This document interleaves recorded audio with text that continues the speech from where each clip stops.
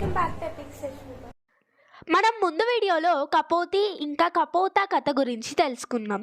ఈ వీడియోలో మనం చంద్రవంశానికి చెందిన రంతిదేవుడు అనే ఒక రాజు కథ తెలుసుకుందాం. ఈ రాజుకి చాలా దానగుణం ఉంది. అది ఎంతంటే ఈయన దానాలు చేసి తన రాజ్యాన్ని పోగొట్టుకున్నాడు. దాని తర్వాత ఈయన ఒకసారి 48 రోజుల ఉపవాసం చేస్తారు.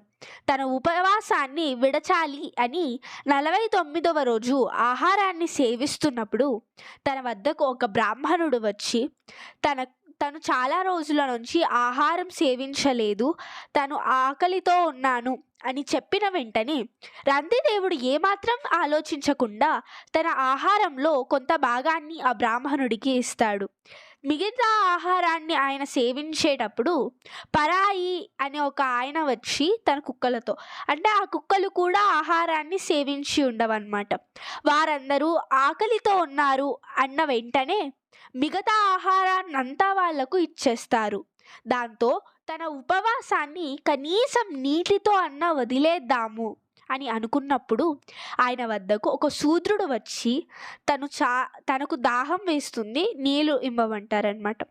దాంతో రంతిదేవుడు ఏమాత్రం ఆలోచించకుండా ఆయన తాగే నీటిని కూడా ఆ శూద్రుడికి ఇచ్చేస్తారు. ఇది చూసిన త్రిమూర్తులు బ్రహ్మ, విష్ణువు ఇంకా పరమశివుడు తనకు ఏం వరం కావాలో కోరుకో అని అడిగినప్పుడు రంతిదేవుడు అడిగిన వరం తనకు ఏం వరం వద్దు, కానీ ఆయన తన దానగుణాన్ని ఇంకా చేస్తూ ఉండాలి, అంటే అతను అందరికీ సేవలు చేస్తూ ఉండాలి అని కోరుకుంటారు. మనం నెక్స్ట్ వీడియోలో ఇంకొక కథ చెప్పుకుందాం. ఇలాంటి మరిన్ని వీడియోస్ కావాలంటే please like, share and subscribe. Thank you.